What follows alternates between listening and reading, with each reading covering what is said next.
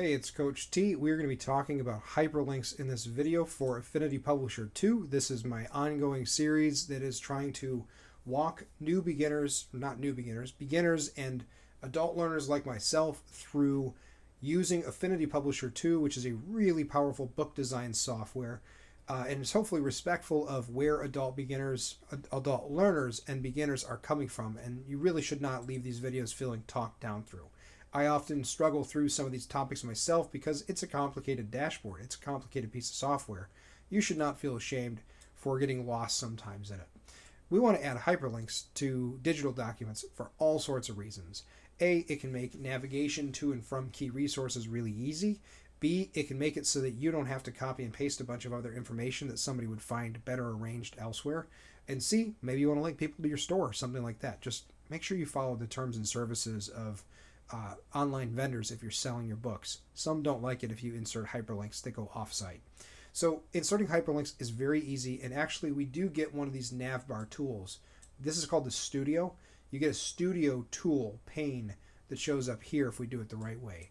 So here's how we're going to do this. Just click anywhere, any text field. I inserted this one into the green links for this purpose. And we're going to do click, we'll get click here, right click, and we're going to insert a hyperlink.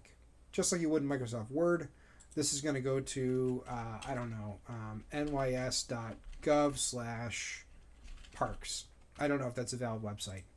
Character style is hyperlink. We'll talk about that in a second. And when we change it, notice it turns into this invisible blue.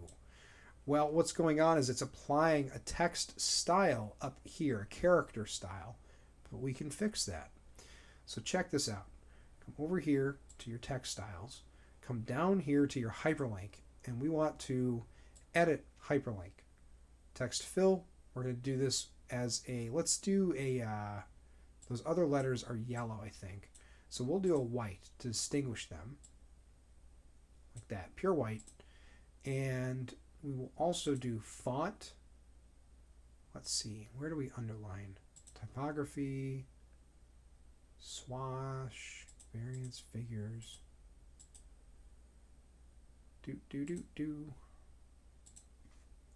Underline, there it is, under colors and decorations. Underline, we'll do, just for demonstration, we'll do a double. Now, anytime we insert a hyperlink, it will have that same style applied to it. So if you know what your color palette is going in, very easy to add hyperlinks. Notice that my hyperlinks did not show up over here. This is an issue that I'm having with my version of the software as of August 2024. But what we can do is go into Window, References, Hyperlinks, and it will show me over here on the right. I don't like that. We're going to come over here, live over there. It'll show me the click here. I can just double click and get the information back. If I ever need to adjust a link, I can do it here. Do all types. There are different types of hyperlinks, which we'll look at here in a second. Some go to email, different sections of the book, files, if you have files embedded in your text, although that is beyond what I understand how to do. URL goes anywhere in the wide web.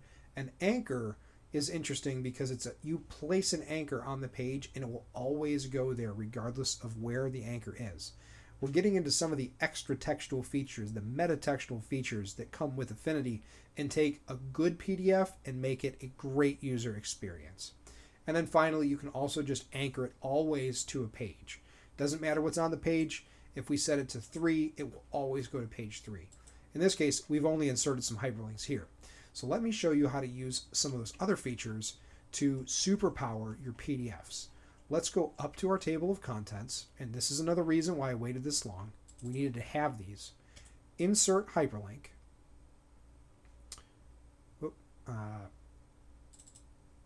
Why is that a hyperlink? That shouldn't be a hyperlink. Oh, it's going to go to page. We're going to go to page and wait a second. Go to hyperlink. Did it already do it for me? That would be ridiculous.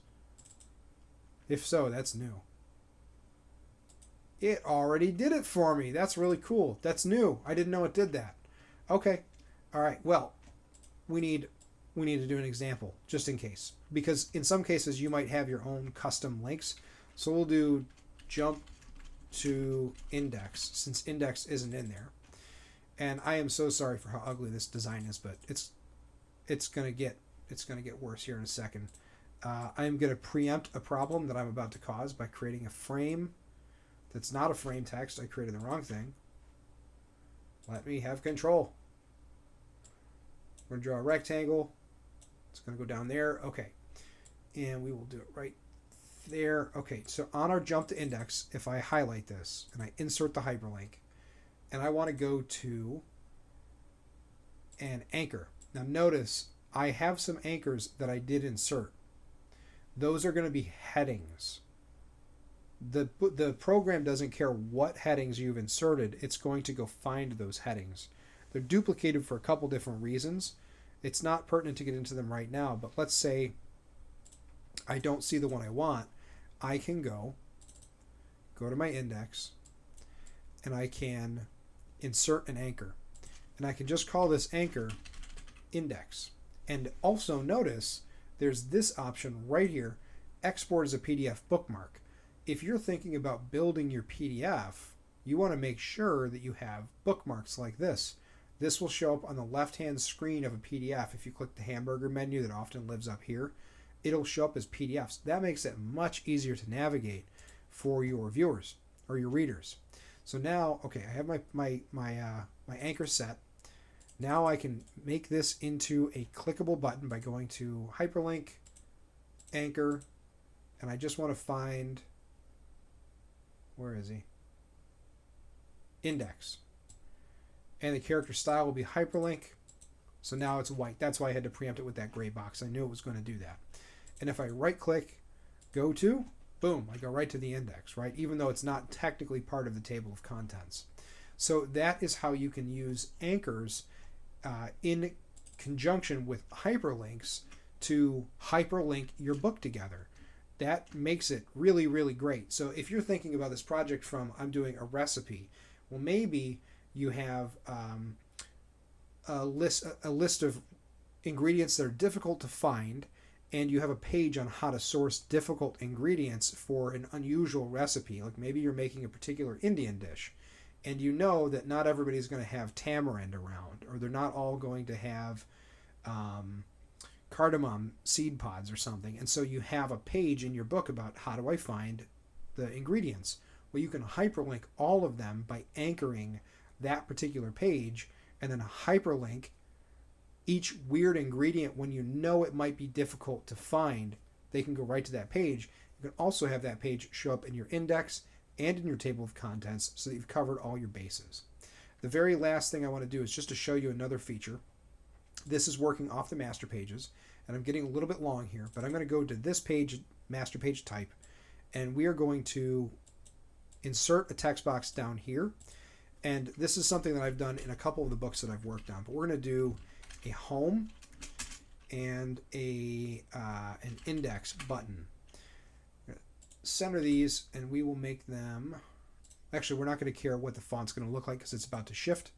We are going to insert a hyperlink, and in this case it's going to go to the table of contents, and in this case it's going to go to sort of hyperlink, it'll go to the index. And the reason that I've chosen to do that, I'll make this guy yellow just for a little bit of style in what is an increasingly ugly document. Now, anywhere that the user is where this splash page shows up, or this master page, they can navigate to wherever you want them to go to in the document. If you have a long, complicated document, or you expect your readers to be doing a lot of flipping back and forth, one thing that you should consider doing is trying to map that sucker out to figure out, can I get it to the point where the user can navigate to any page of my book in 3 clicks or less? It's a big challenge, but it will really teach you about book layout. So that's it. That's hyperlinking within Affinity Publisher 2.